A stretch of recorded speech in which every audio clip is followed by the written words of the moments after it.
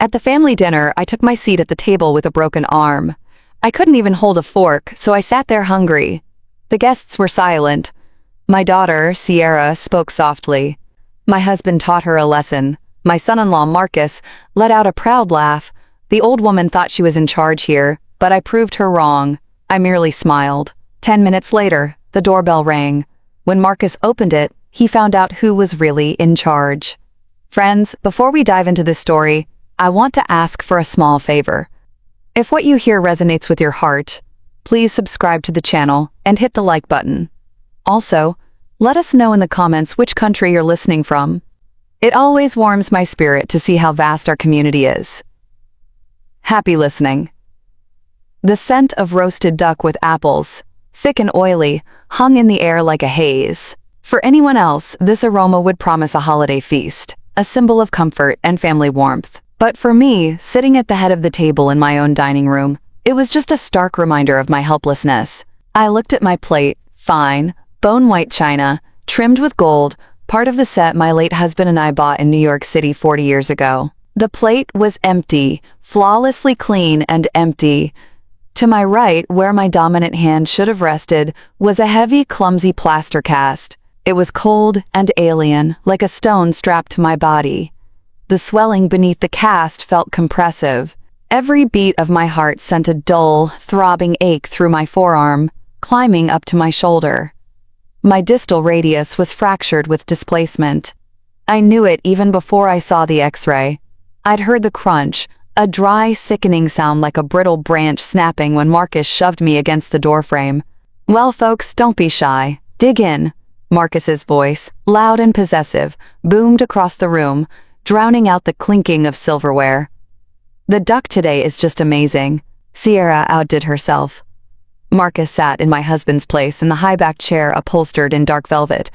He unbuttoned his jacket, the color of wet asphalt. His face was already glistening from the heat and the alcohol he'd consumed. He wielded his knife and fork with a brutal energy, cutting large chunks of meat and shoveling them into his mouth, barely chewing. Grease dribbled down his chin, and he carelessly wiped it with the back of his hand. Around the table sat his guests, 2 men and 1 woman, subordinates from his city planning department. They ate in silence, eyes glued to their plates. They sensed the tension hanging in the air, thick as an electric charge before a storm. They saw me, an aging black woman with a straight back and a plaster-clad limb, with not a single crumb of food before her, but they feared him. Marcus was their assistant director, a petty kingpin whose signature determined their bonuses and vacations. I tried to flex the fingers of my left hand. They obeyed, but lifting the heavy dish of duck sitting in the center of the table was impossible. It was too far, and my good side couldn't reach.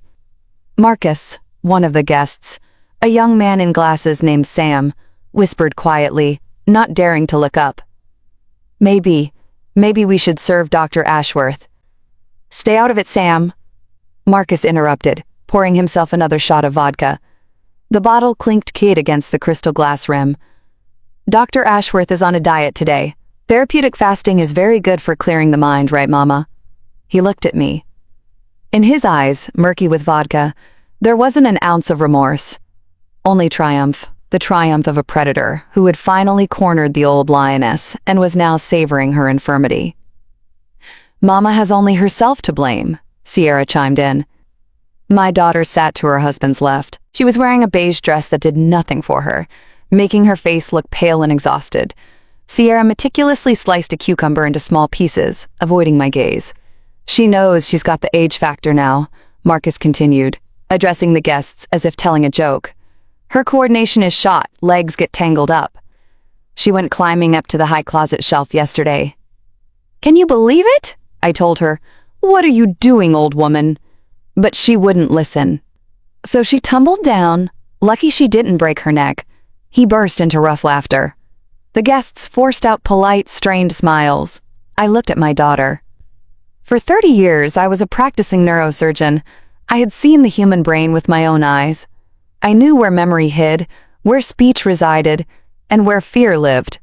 But I couldn't recall the moment in my memory when I lost my daughter, when she turned into this shadow, this echo of her pathetic husband.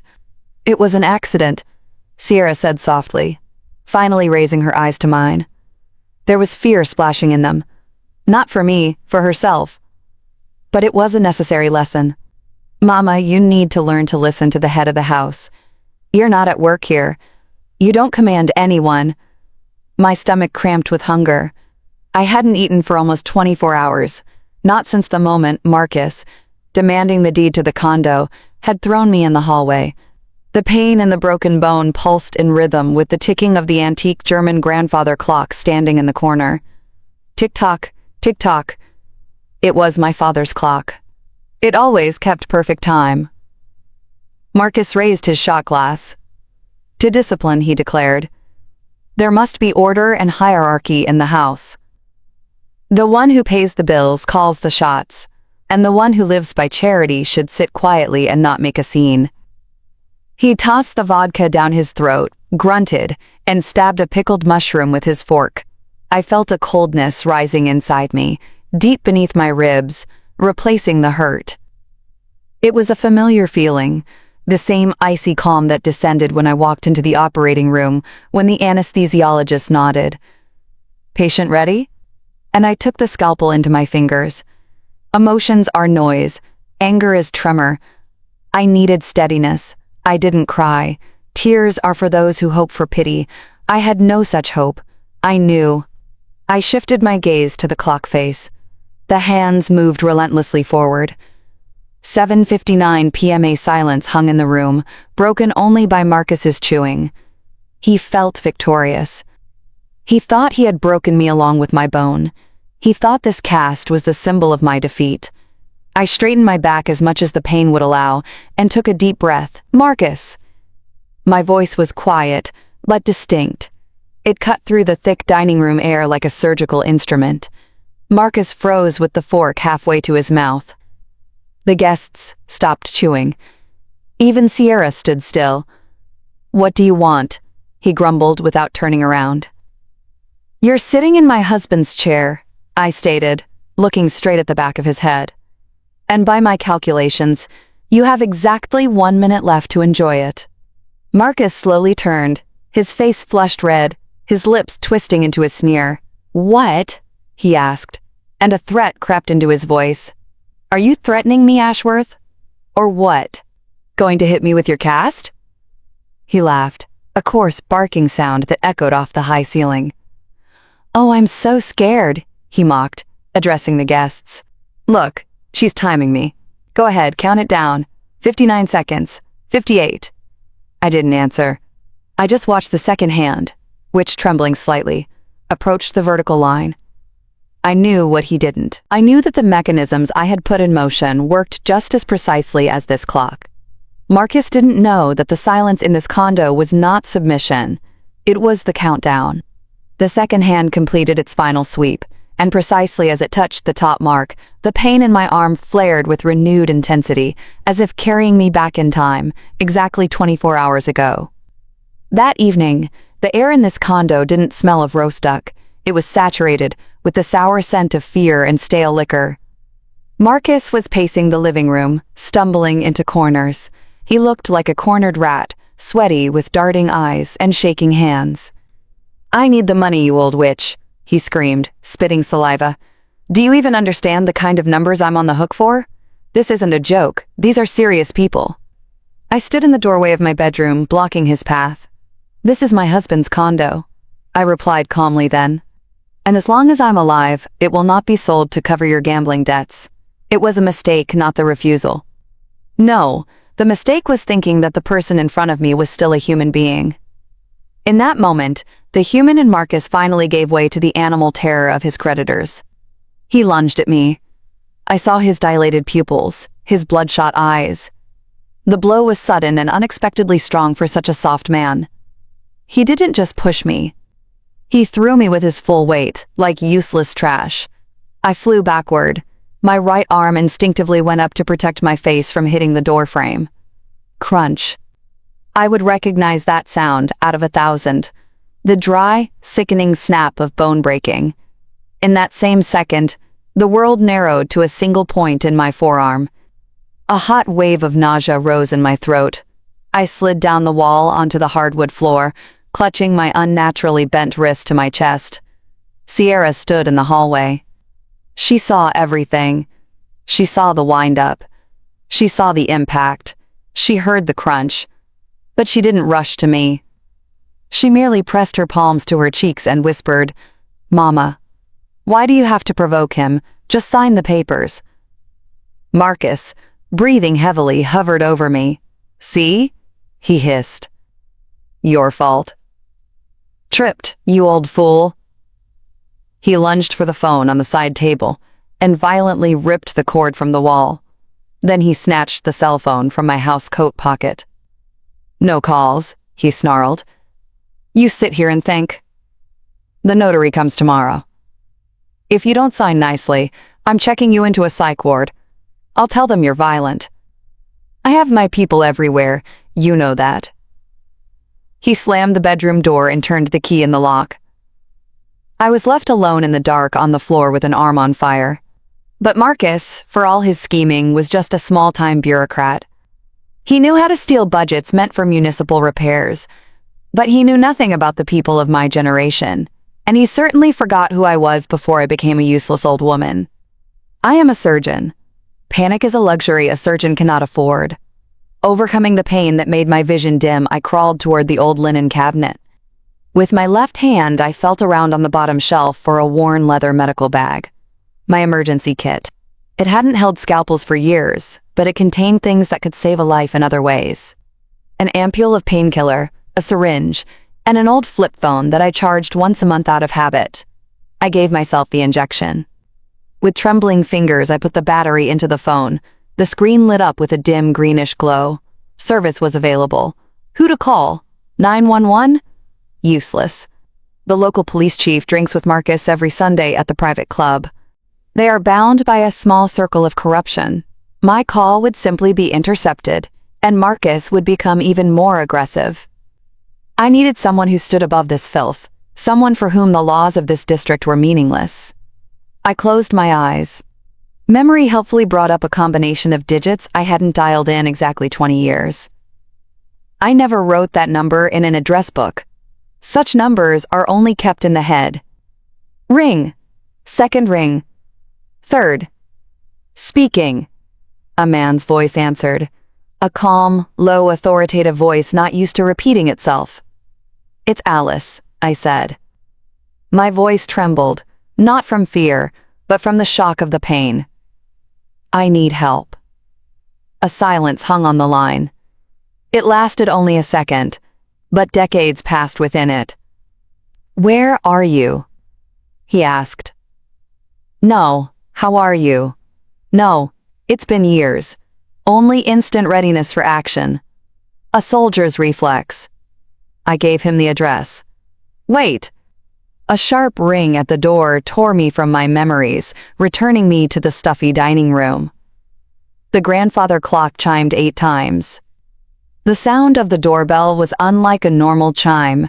It was a long, insistent, demanding signal that rattled the glass in the china cabinet.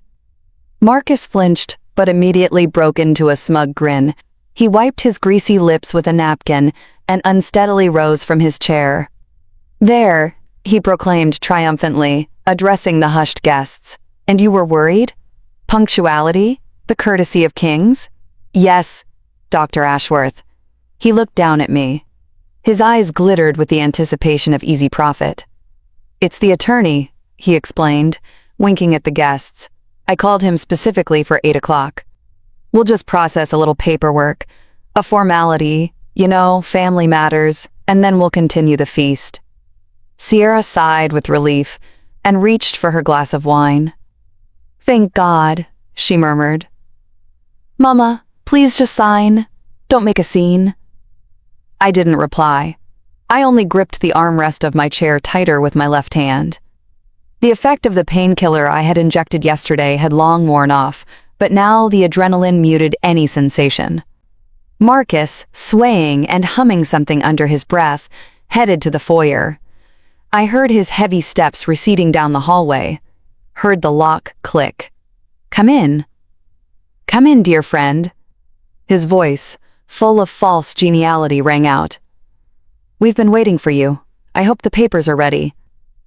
"We have a little old woman being difficult, but we, Marcus," voice cut off mid-sentence. Not faded, but snapped as if someone had blocked his airway. The dining room fell silent. The guests exchanged glances. Sierra froze with the glass at her mouth. I looked at the empty doorway leading into the corridor. I knew what was about to happen. Marcus thought he was opening the door to his accomplice, a pathetic shire who, for a few thousand, would legalize any theft. He was so confident in his impunity, in his small pathetic power over an old woman who was supposedly losing her mind. But he opened the wrong door. He opened it not to a notary, but to his judgment. Instead of a greeting, a deathly silence hung in the hallway. It was so dense, it seemed as if the air in the condo had been instantly vacuumed out. And then I heard a sound that made my heart beat slightly faster. The heavy rhythmic thud of combat boots on the hardwood floor. These were not the shuffling steps of an attorney. This was the gate of power. I couldn't see what was happening at the front door, but I heard Marcus's breathing catch, turning into a wheezing hiss. "Governor Sterling." My son-in-law's voice, which had been thundering through the condo a minute ago, now sounded thin and pitiful, like a scolded schoolboy. "Governor Sterling." Stupefaction reigned at the table. The guests froze with forks in hand. The woman from the department dropped a piece of duck onto the tablecloth but didn't even notice. The name Marcus had uttered was too grand for our dining room. It was the name of a man whose portraits hung in their offices above their heads. A man who decided the fate of the entire region with a single stroke of his pen. "What an honor," Marcus babbled in the hallway. I heard him backing away. We weren't prepared. If I had known you would grace us with a visit. It's just a family dinner, Governor Sterling. We're just..." Two figures appeared in the dining room doorway. They weren't guests. They were mountains. Two huge men in black tactical gear without insignia, but with a military bearing that no clothing could conceal. They silently stood on either side of the entrance, scanning the room with cold, indifferent eyes. Marcus rushed into the room, walking backward and bowing to someone invisible in the hallway. His face was the color of spoiled milk. "Please, please, come in." "Come in," he fussed, bumping into chairs. "Sierra, stand up. Guests, stand. It's the governor himself." And then he walked into the room. William Sterling had aged over the past 20 years. His hair had gone completely gray, and the wrinkles around his eyes were deeper, like scars left by time and responsibility. But they were the same eyes, steely, intelligent, seeing right through a person. He was dressed in an impeccable gray suit that fit him perfectly, emphasizing the broad shoulders of a former soldier. But the strangest thing was not his appearance. The strangest thing was in his hands. In his massive palms, accustomed to holding weapons and signing executive orders, he carefully clutched a small, modest bouquet of wild blue irises, bright blue against the strict gray fabric. Marcus, trembling all over, tried to block his path, extending a sweaty hand for a handshake. "Governor Sterling, allow me." "I'm Marcus Thorne, Assistant Director of Housing." The governor walked right through him. He didn't even slow his pace. He simply didn't notice Marcus, as if he were a coat rack or empty space. Marcus was left standing with his hand outstretched, gasping for air like a fish thrown onto the shore. William's gaze was fixed on me. He walked straight to my seat at the head of the table, not looking at Sierra, who was frozen in horror, or the petrified guests in the room. All that could be heard was his breathing and the creak of the floorboards under his weight. He reached the table and stopped. His gaze fell upon the rich still life, the roasted duck, the salads, the fancy side dishes, the sweating carf of vodka, and then he shifted his eyes to my plate, to its pristine whiteness. Slowly, very slowly, his gaze slid to my right arm, to the coarse, hastily applied cast, from beneath which my swollen, bluish fingers peeked out. I saw his jaw clench so hard that the muscles in his cheeks bulged. The blood drained from his face, making him frighteningly pale. It wasn't just anger. It was a quiet, terrifying rage, like a tsunami that hasn't hit the shore yet, but has already risen above the water. The room became so quiet that I could hear my father's clock ticking. Tick-tock, tick-tock. Governor William Sterling, the man feared by tycoons and criminals, did something none of the attendees could have expected. He dropped to one knee right on the hardwood floor next to my chair. His expensive suit touched the floor, but he didn't care. He was now at eye level with me. He placed the bouquet of irises on the table next to my empty plate, and carefully, as if afraid to cause pain with his touch, covered my good hand with his warm, wide palm. His eyes, usually cold, now looked at me with such pain and tenderness that it took my breath away. He ignored everyone. Marcus, who was leaning against the wall to keep from falling. Sierra, who had her head sunk into her shoulders. Their guests. For him in this room, there was only me. Dr. Ashworth, he said quietly, and the crystal on the table trembled from his deep voice. He looked at my empty plate, then back into my eyes. You told me you fell. He continued, almost in a whisper, and in that whisper there was more threat to those around us than in any shout. But you didn't tell me you were starving. Governor Sterling slowly rose from his knee. He didn't wait for my answer. He didn't need words to understand the obvious, the tremor in my fingers, the pour of my lips, that humiliating, sucking hunger that was impossible to hide. He turned to the table. His movements were smooth, but they held a weight that made the throats of the attendees dry up. He walked to the chair at the head of the table, the very one Marcus had been sprawling in moments ago, and placed his hand on the backrest.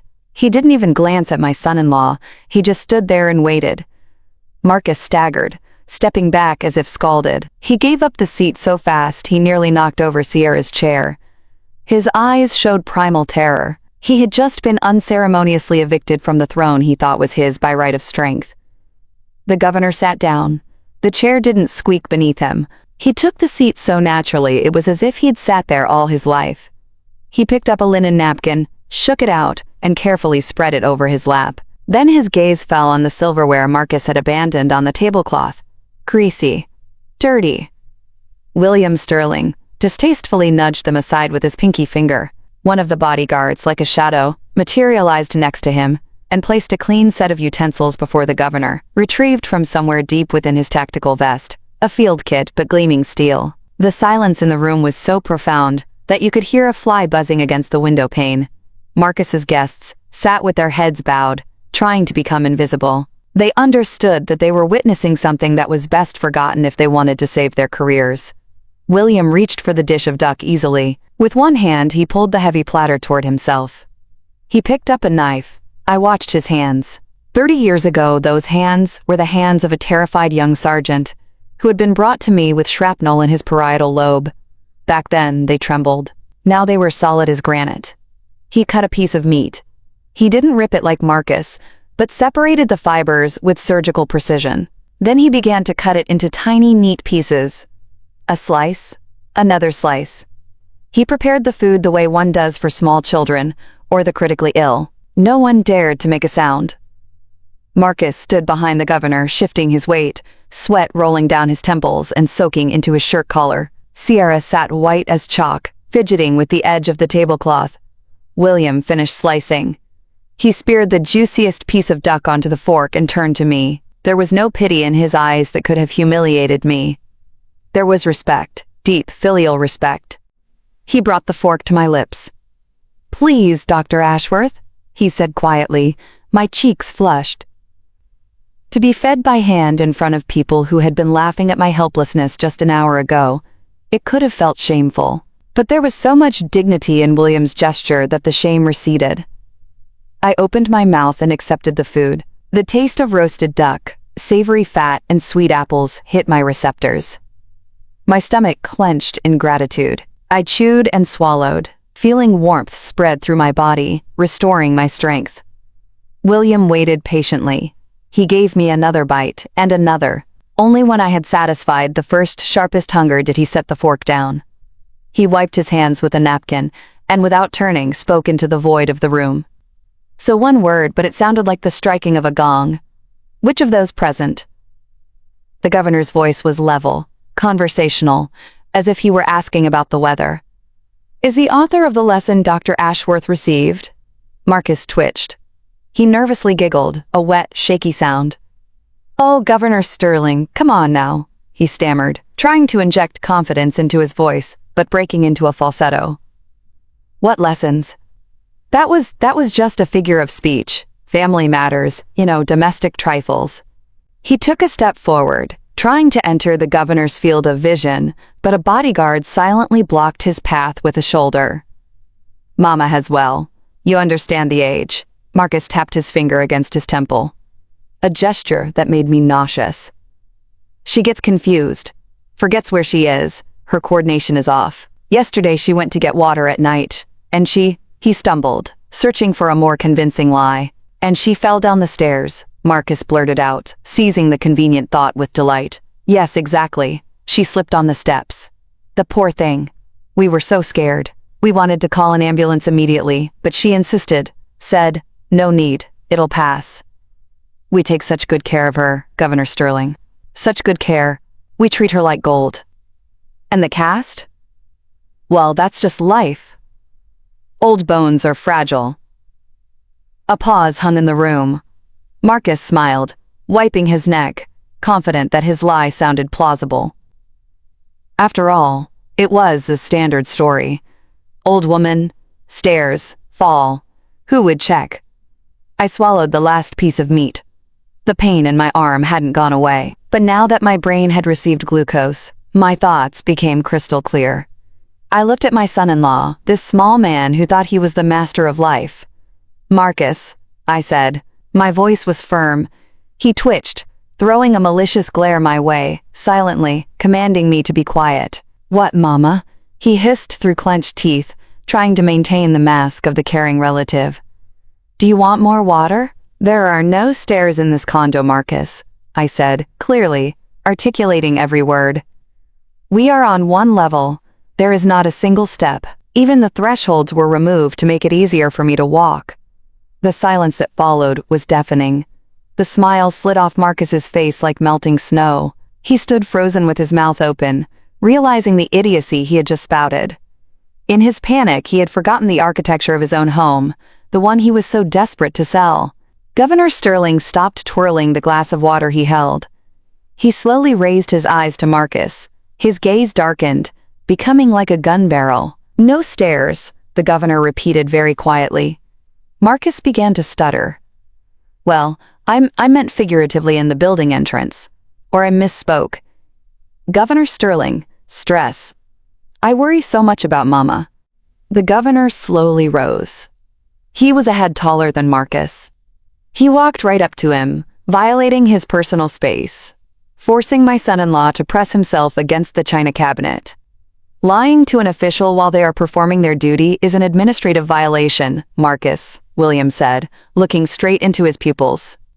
Lying to investigators is a criminal offense. He paused, letting the words sink into Marcus's mind.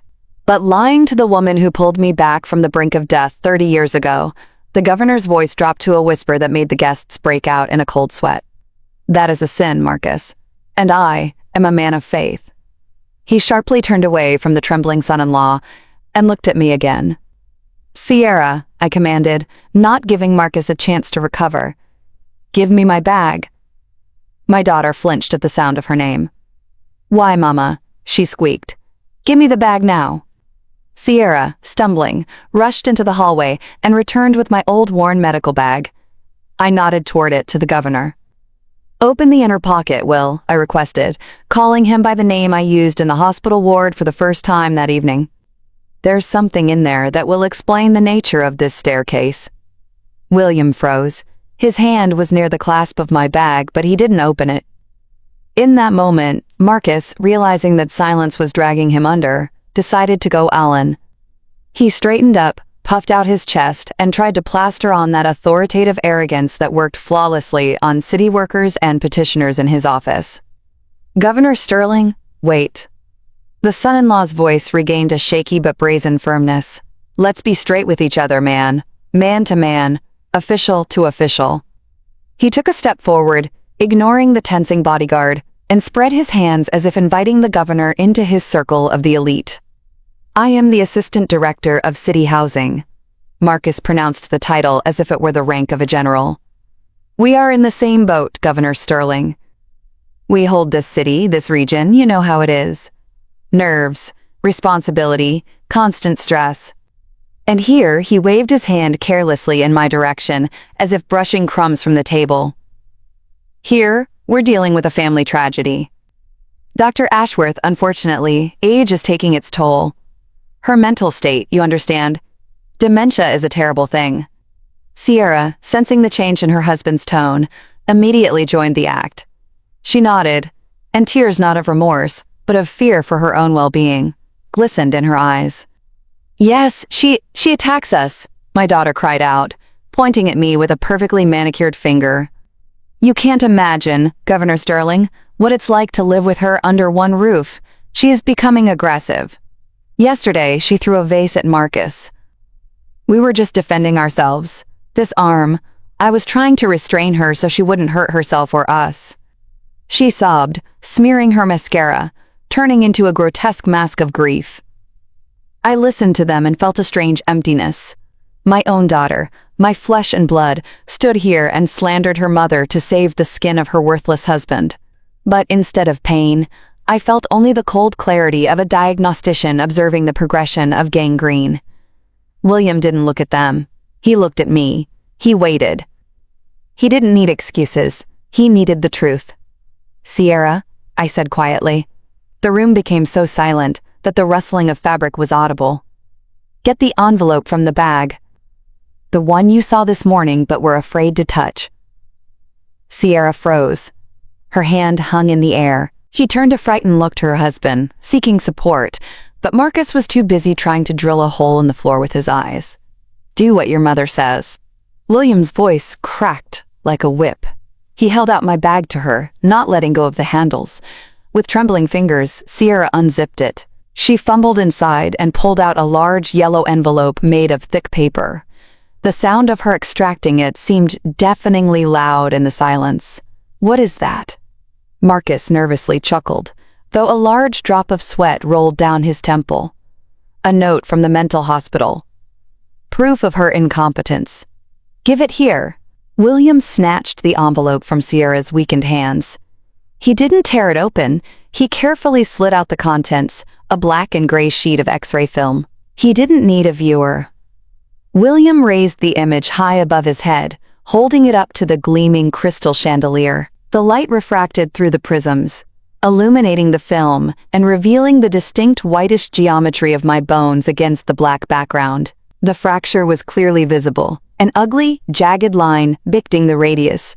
Marcus snorted, trying to save face.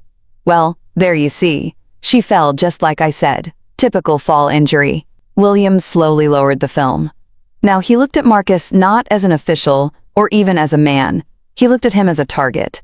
"I went through 2 tours in Afghanistan, Marcus," the governor said in a voice that carried the chill of the grave. "I've seen men fall from trucks, from roofs, from cliffs. When a person falls, they instinctively put their hands out, palms down. The bone breaks at the wrist from compression. A call fracture." He tapped his finger on the X-ray right at the fracture site in the middle third of the forearm. William took a step toward Marcus, who flinched, pressing himself against the china cabinet, making the dishes rattle. "This is a diaphyseal fracture of the radius. It only occurs in one scenario, when a person covers their head with their arm, to block an overhead blow from a pipe, a stick, or a very heavy fist." Marcus opened his mouth but couldn't make a sound. His lie had dissolved into dust, encountering the brutal anatomy of violence. "It's a defensive fracture," William stated, throwing the X-ray onto the table, right into the bowl of creamy seafood salad. "She didn't fall. She was covering up." He sharply turned his head to the left, where his security chief, a tall man with a stone face, stood frozen. "Major," the governor commanded in a tone that borked no argument, "call the district attorney. I want a full audit of the assistant director of city housing's activities. Every contract, every signature, every city dollar for the past 5 years, and start with his personal accounts." "Yes, sir," the major replied curtly, pulling out a radio. "When do I start?" the security officer clarified. William looked at Marcus, who was sliding down the wall, clutching his chest. 5 minutes ago. The words 5 minutes ago hung in the air like the smell of ozone after a lightning strike. For Marcus, they meant the end. I saw the realization cut through the alcoholic fog in his brain. An audit, a check of accounts. This wasn't just termination. It was the collapse of that entire house of cards, built on bribes, kickbacks, and petty theft that he had constructed for years. Instead of surrendering, he exploded. It was the reaction of a cornered beast whose escape route had been severed. His face swelled with crimson blood, veins on his neck bulged, turning into ugly ropes. "You have no right," he bellowed, and saliva flew onto the polished tabletop. "You can't do this to me. Who are you? You think just because you're the governor you can do anything?" He slammed his fist on the table, making the plates jump. The guests shrank into their chairs, wishing they could dissolve into the air. "This is my house," Marcus roared, losing all semblance of a human being. "My condo. I'm the owner here. And her?" He poked a trembling finger in my direction. "She's nobody. She's on my charity. I feed her. I pay the electricity. I tolerate her craziness. I have rights. Constitutional rights." The fear of prison squeezed the last remnants of reason out of him. Alcohol and panic created a volatile mixture, and Marcus, forgetting the armed security, forgetting who stood before him, lunged forward. He saw no one but me, the cause of all his troubles. He wanted to reach me, perhaps to strike again, to silence me, to eliminate the witness to his downfall. "This is all your fault, you old witch," he shrieked, rounding the corner of the table. Sierra, covering her face with her hands, let out a thin, piercing shriek like the sound of tires screeching on wet asphalt. The bodyguards tensed. I saw the major's hand slide toward the holster beneath his jacket, a practiced, smooth, lethal motion. But they didn't take a step. They didn't have to. Governor Sterling simply stood up. He made no sudden movements. He didn't raise his voice. He just rose to his full, considerable height, straightening his broad shoulders clad in the gray wool jacket. He stood between me and the berserk Marcus, becoming an insurmountable wall. Such a wave of heavy oppressive force emanated from him that the air around him seemed to thicken. Marcus slammed into that wall and recoiled as if hitting concrete. He froze half a step from the governor, breathing heavily, clenching his fists, but not daring to raise a hand. William's eyes looked down at him, with the icy calm of an executioner who has already raised the axe and is simply waiting for the command. "Sit," William said quietly. It wasn't a request, it was an order given to a dog. Marcus began to tremble. All his fire was extinguished, shattered against the granite composure of my guest. He backed away, stumbled over the leg of a chair, and slumped heavily onto the floor, right onto the hardwood, clutching the edge of the tablecloth. A ringing silence settled in the room. All that could be heard was my son-in-law's wheezing breath and Sierra's quiet sobbing. I slowly caught my breath. My heart was beating steadily. Now that the threat of physical violence had passed, it was time for a different kind of violence. The truth. "Your house?" I asked again. My voice was quiet, but in that silence, it sounded louder than a scream. Marcus lifted his blurry gaze to me. "Yes," he spat out, still clinging to his illusions. "Mine legally. Sierra is the only heir. As soon as you are gone, this will all be ours. I already spoke with the realtors. I need that money." "Will," I wasn't looking at my son-in-law. I was looking at the governor. "Please hand me the red folder, the one I asked you to bring from the archives." William nodded. He reached out to his assistant, and the man, without question, placed a thin cardboard folder with the city's official seal into his palm. The governor set it down before me on the table next to my empty glass. With my left hand, I opened the folder. There was only one document inside, paper with watermarks, yellowed with time over 10 years, but still possessing the legal force of steel. "Marcus," I said, unfolding the document so he could see the header. "You have no right," he bellowed, and saliva flew onto the polished tabletop. "You can't do this to me. Who are you? You think just because you're the governor you can do anything?" He slammed his fist on the table, making the plates jump. The guests shrank into their chairs, wishing they could dissolve into the air. "This is my house," Marcus roared, losing all semblance of a human being. "My condo. I'm the owner here. And her? He poked a trembling finger in my direction. She's nobody. She's on my charity. I feed her. I pay the electricity. I tolerate her craziness. I have rights. Constitutional rights. The fear of prison squeezed the last remnants of reason out of him. Alcohol and panic created a volatile mixture, and Marcus, forgetting the armed security, forgetting who stood before him, lunged forward. He saw no one but me, the cause of all his troubles. He wanted to reach me, perhaps to strike again, to silence me, to eliminate the witness to his downfall.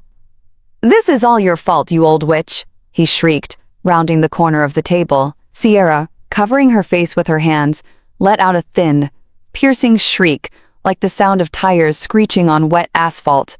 The bodyguards tensed. I saw the major's hand slide toward the holster beneath his jacket, a practiced, smooth, lethal motion. But they didn't take a step.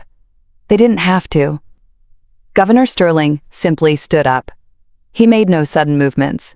He didn't raise his voice. He just rose to his full, considerable height, straightening his broad shoulders clad in the gray wool jacket. He stood between me and the berserk Marcus, becoming an insurmountable wall. Such a wave of heavy oppressive force emanated from him that the air around him seemed to thicken. Marcus slammed into that wall and recoiled as if hitting concrete. He froze half a step from the governor, breathing heavily, clenching his fists, but not daring to raise a hand. William's eyes looked down at him, with the icy calm of an executioner who has already raised the axe and is simply waiting for the command. "Sit," William said quietly. It wasn't a request, it was an order given to a dog. Marcus began to tremble. All his fire was extinguished, shattered against the granite composure of my guest. He backed away, stumbled over the leg of a chair, and slumped heavily onto the floor, right onto the hardwood, clutching the edge of the tablecloth. A ringing silence settled in the room. All that could be heard was my son-in-law's wheezing breath and Sierra's quiet sobbing. I slowly caught my breath. My heart was beating steadily. Now that the threat of physical violence had passed, it was time for a different kind of violence. The truth. "Your house?" I asked again. My voice was quiet, but in that silence, it sounded louder than a scream. Marcus lifted his blurry gaze to me. "Yes," he spat out, still clinging to his illusions. "Mine legally. Sierra is the only heir. As soon as you are gone, this will all be ours. I already spoke with the realtors. I need that money." "Will," I wasn't looking at my son-in-law. I was looking at the governor. "Please hand me the red folder, the one I asked you to bring from the archives." William nodded. He reached out to his assistant, and the man, without question, placed a thin cardboard folder with the city's official seal into his palm. The governor set it down before me on the table next to my empty glass. With my left hand, I opened the folder. There was only one document inside, paper with watermarks, yellowed with time over 10 years, but still possessing the legal force of steel. "Marcus," I said, unfolding the document so he could see the header. "You broke my arm demanding I sign a deed of gift. You threatened me, you humiliated me, you starved me for this condo. You screamed that you would sell it to cover your debts." I paused, letting him absorb every word. "But you made one mistake, a rookie mistake. You never checked the property registry. You were so certain I was just an old fool clinging to four walls that you didn't even bother to order a title search." Marcus strained his neck, trying to read the text on the paper. His eyes narrowed, trying to focus on the letters. "What is it?" he whispered. "It's a deed of donation," I said with a faint smile. "Dated 2014. 10 years ago, Marcus, I placed the palm of my good hand on the document. I donated this condo to the City Emergency Hospital's Benevolence Board in memory of my husband and my career. The agreement has only one clause of encumbrance, the right of lifetime residency for citizen Alice Ashworth." Sierra stopped crying. She lifted her head, her mouth open, in silent astonishment. "Mama," she whispered, "you gave the condo to the hospital?" "Yes," I replied, not taking my eyes off Marcus's ashen face. "This condo does not belong to me, and it does not belong to Sierra. And least of all, Marcus, it never belonged to you." I watched the meaning of my words dawn on him, watching his last hope of salvation from his creditors crumble. He had not only committed a crime, he had committed a senseless crime. You beat me for a piece of paper that is worthless, I concluded, closing the folder. You fought for a ghost. Nothing here is yours except your debts. Marcus let out a sound like a whimpering beaten dog. He covered his face with his hands and rocked back and forth, sitting on the floor of the state's dining room. He understood that he didn't lose tonight. He lost 10 years ago when he decided I was merely a resource to be exploited. The moan that escaped Marcus's throat didn't sound like a human voice. It was the sound of a snapped string, the sound of a bridge support collapsing. He looked at the red folder as if it were radioactive. His world, built on greed and the certainty that the weak could be robbed with impunity, collapsed into a single black point. Suddenly he stirred, but not to attack. All his arrogance, all his inflated importance evaporated, leaving only sticky animal fear. Marcus slid off his spot on the hardwood completely, turning into a formless heap of expensive fabric and sweaty body. He crawled toward me on all fours like a beaten dog that knows its owner has picked up a rifle. He grasped at the legs of my chair. His fingers slid on the wood, leaving wet prints. He tried to reach the hem of my dress to kiss it, but I disgustedly pulled my feet away. Dr. Ashworth, Mama, he whimpered, and tears mixed with snot streamed down his crimson face. Forgive me, for God's sake. Forgive me. I didn't know. I truly didn't know. It's all the nerves. It's the job. You know what kind of job I have? He raised his eyes to me full of horror. They'll kill me, Mama, he whispered, his voice cracking. Those people I owe. If I don't pay the debt tomorrow, they'll cut me into pieces. I don't have the money. I thought I hoped. Mama, save me. Ask Governor Sterling. Let him give me an extension. Let him help. I'll work it all off. I'll wash your feet.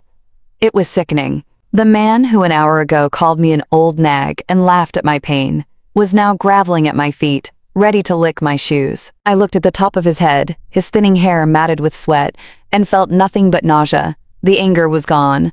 Only disgust remained, as if I had stepped in mud. It wasn't me, he suddenly shrieked, trying to find an excuse. It was all her. It was Sierra. He pointed a finger back toward his wife without turning. She kept egging me on. She said the mother's old. She doesn't need the condo. Let's sell it. Let's invest. She wanted money for a new car. I just wanted peace in the family. Mama, believe me. Something clinked in the room. Sierra had dropped her fork. I shifted my gaze to my daughter. She sat white as a sheet, clutching her hands to her chest. Hearing her husband's words, seeing how this sinking ship was trying to drag her down with it, she transformed. The fear in her eyes was replaced by the fury of a cornered rat. She leaped from her chair, knocking it over with a crash. What are you saying, you filth? She screamed, her voice breaking into a high-pitched squeal. How dare you? You forced me. You. Sierra rushed toward me, pushing the air aside with her hands like a swimmer. She fell to her knees next to Marcus, pushing him away with her shoulder, trying to occupy the spot closer to me, closer to the source of salvation. Mama, don't listen to him, she chattered, grabbing my good arm. Her palms were cold and clammy. He's a monster. He's a tyrant. I was afraid of him. He hit more than just you. He threatened me. I wanted to call an ambulance, Mommy. I swear. I reached for the phone, but he ripped out the cord. I cried all night. I wanted to help you, but he said he would kill us both. She sobbed, smearing mascara down her cheeks, turning into a grotesque mask of sorrow. I'm your daughter, Mama. Your own blood. I love you. Save me from him. Tell Governor Sterling I'm a victim. I looked at both of them. Two creatures crawling at my feet. One was a stranger who simply wanted money. The other was the one I carried under my heart, the one I breastfed, whose scraped knees I kissed when she was small. How did this happen? At what point did my little girl, my Sierra, turn into this? I carefully but firmly pulled my hand out of her clutching fingers. The pain in the broken bone pulsed, reminding me of reality, preventing me from slipping into sentimentality. Sierra, I said quietly. She froze with hope, watching my mouth, anticipating forgiveness, expecting a mother's heart to break. You're lying, I stated. A flash of incomprehension crossed her eyes. Mama, you didn't want to call a doctor, I interrupted her, and my voice sounded sharper than a scalpel cutting through flesh. I remember every minute of that night. I was lying on the floor in the hallway. I was groaning in pain. Marcus was in the kitchen drinking water. And you? I leaned closer to her, looking directly into her dilated pupils. You stood over me. You weren't crying. You leaned down and hissed in my face. Shut up, you old fool. Shut up. The neighbors will hear. You're embarrassing us. Sierra flinched as if I had slapped her. Her mouth opened, but the words caught in her throat. The flush of shame didn't color her face. She became even paler. She understood that I remembered, that I was conscious, that the witness to her betrayal was not God, but me. You weren't afraid for me, I continued ruthlessly. You were afraid of a scandal. You were afraid the neighbors would call the police, and that would hurt Marcus's career, and thus your comfort. You chose comfort, Sierra, not your mother. She lowered her head. She had nothing to say. In that moment, a short, sharp vibration sounded across the polished surface of the table. Everyone flinched, except for Governor Sterling. The governor calmly took his smartphone from the inner pocket of his jacket. The screen glowed with a cool bluish light reflected in his impassive eyes. He swiped his finger across the screen, reading a message. The corner of his mouth twitched slightly upward, but it wasn't a smile of joy. It was the smile of a surgeon who has confirmed a fatal diagnosis. The audit works fast, he said dryly, not lifting his eyes from the screen. In our time, digital footprints are harder to wash away than blood. He slowly placed the phone on the table and looked at Marcus, who had fallen silent, sensing the approach of the end. It turns out, Marcus, your debt problems are just the tip of the iceberg. The governor's voice sounded almost bored, but in that boredom was a threat. My people didn't just check your accounts. They checked the properties under your jurisdiction, including the basement of this very building, a building that is a recognized architectural landmark. Marcus stopped breathing. His eyes bulged out of their sockets. It seemed the mention of the basement frightened him more than the broken arm of his mother-in-law. Interesting case. William continued, tapping his finger on the table. According to the documents, it's a storage area for cleaning supplies. But in fact, my guys are down there now. They say there are so many crates of confiscated goods, you could open a small illegal market, counterfeit liquor, untaxed cigarettes, contraband. Marcus. The governor shook his head like a disappointed teacher. You didn't just beat a veteran of labor. You used the basement of the building where the woman who saved my life resides as a warehouse for your dirty business. You turned her home into a den of thieves. William Sterling raised his gaze to his security chief. The major nodded. He didn't need additional instructions. 2 bodyguards stepped forward. They moved synchronously like parts of a single mechanism. Marcus didn't even have time to shriek. Strong hands in black gloves jerked him up from his knees. He tried to squirm, but he was restrained so professionally and harshly that the crunch of his joints could be heard. No, Governor Sterling. Let's make a deal. Marcus wailed, writhing in the steel grip. I'll tell you everything. I'll turn in the suppliers. Don't remove this trash, the governor said quietly, turning away to the window. The bodyguards dragged Marcus toward the exit. They didn't use ceremony. His feet scraped the hardwood floor, kicking up the rugs. He screamed, begged, and threatened, but his cries were just noise that receded. The door to the hallway was open.